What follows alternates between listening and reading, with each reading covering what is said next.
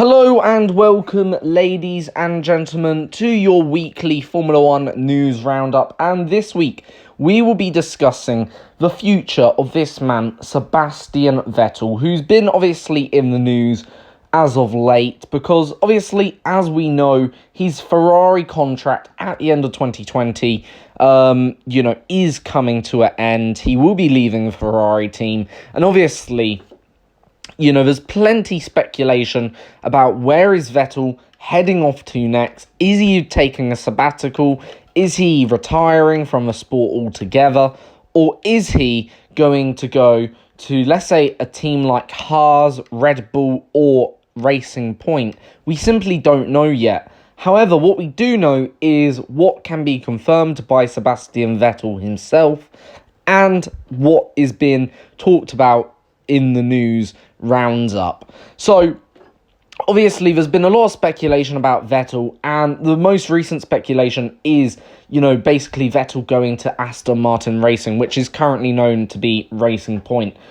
Overall, what Vettel said was he can confirm talks, have taken place. However, he's basically tried to deny, obviously, it being anything serious as such, which obviously would indicate, actually, this rumour may not just be a rumour, it may be actually the truth. Vettel off to Racing Point for 2021. And if it does come true, you know what? I think that wouldn't be necessarily a bad move for Vettel. It'd be a midfield team, yes, but also a team that is actually looking like it's in development. And for Racing Point or Aston Martin, it wouldn't be a bad signing to bring Vettel on board, because he'd be a top driver in what would be certainly a new team that is looking to become, hopefully, a top competitor in 2022.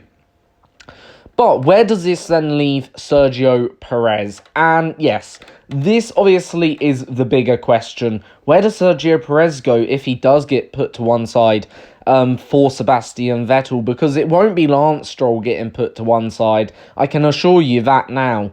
However, where does Perez go? Well, Perez also can confirm he's known of the talks taking place between Racing Point and, obviously, Vettel. He's not particularly worried. He's obviously said he's in a contract for 2021 and beyond. However, he has said he's had a few phone calls and he has also flirted around with other teams himself. So, again, what this would indicate to me personally as a Formula One fan, and I think to many in the Formula One community, that the rumours are probably more than likely true, that Vettel is in a discussion with Racing Point about obviously taking that 2021 seat off Sergio Perez. And by the looks of it, Perez is in now discussion with other teams, possibly Haas, Alfa Romeo, obviously looking for now a drive himself for 2021. Okay, nothing has been, confirmed or denied yet. We still have to wait for teams to confirm their lineups. Okay, even the two Mercedes seats are still very much available. If talks break down between Bottas, who knows? But at the moment, it looks like Perez could be on his way out of Racing Point. Moving on to now the next story I want to discuss about, obviously about that incident that happened between Charles Leclerc and Sebastian Vettel last week at the Styrian Grand Prix. Now, immediately after the Grand Prix, Charles Leclerc immediately held his hands up and apologised on TV for the incident, admitting it was his mistake, not Sebastian's. And once again, Leclerc has, obviously made a admission and has apologised to Sebastian. Both of the teammates, Vettel and Leclerc, have both agreed that they're mature enough to move on from this incident, which you'd sort of, I suppose, expect. You wouldn't really expect anything otherwise.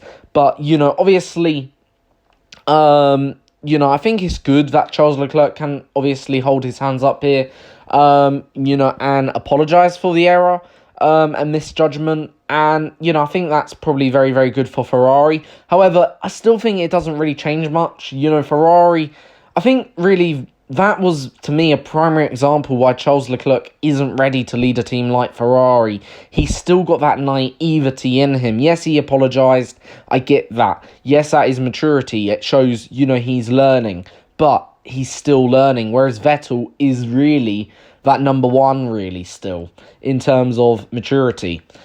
Moving on then from Ferrari and the Ferrari news and Racing Point news, let's talk about another team, McLaren. And McLaren apparently are ready now immediately to sign the new Concord agreement, which obviously means another team committing to their long-term future in Formula One, which, obviously doesn't really come as too much of a surprise, considering that, they've got contracts already signed for 2021. I guess this isn't really big news in a way, because to me it's not really a surprise, because obviously we know next year Ricciardo will be alongside obviously Lando Norris for the next couple of years. So yeah, that would indicate to me, obviously that's nothing really of a surprise that McLaren are going to commit to Formula One. However, obviously they're apparently immediately now ready to commit to Formula One and for the long-term future. Finally, another, McLaren Racing Point talking point is about, obviously, the protests against Racing Point. Now, last week, Renault launched a protest. Obviously, many teams have different opinions on which way protests should rule. Personally, myself, I hope that the protest will rule in favour of Racing Point. And the reason why I say this is, even though I see Seidel's worry here, he's worried about, obviously, Formula One becoming a copying competition. However, at the end of the day, I'm not. And the reason why I'm not worried about this is because, yes, okay, I see his point and I see his worry, but at the same time, if it produces closer racing, is that better for Formula One? I think it is. I think it's better for Formula One, better for the sponsors, it's better for everyone.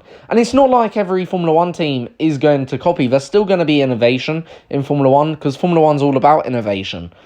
And that's why I'm not worried as such myself, because at the end of the day, the way I see it, there's still going to be innovation. Yes, teams may try and copy other innovations, but actually, have F1 been doing it all this time, if you think of it?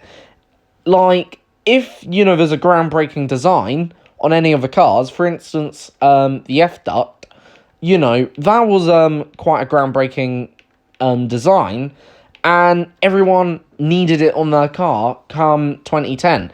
And the same could be said with, obviously, not only that, but also the blown Brawn diffuser. The double diffuser, that was, again, another innovation. And every team needed to get that on their cars. So, F1's in a way already a copying competition. All sports are. And, I wouldn't really call that copying. I just call that, trying to take someone else's innovation and trying to make it their own and maybe a bit better and trying to be competitive at the same time. And you know what? I don't think that's a bad strategy. And that's why I hope the stewards who will rule in this will actually go, no, there hasn't been any illegality here and it's all thumbs up. So that's the main top stories then this week. Thank you for watching. Until the next time, folks, have a great day. Please subscribe, like and share this video. Until the next time, have a great day.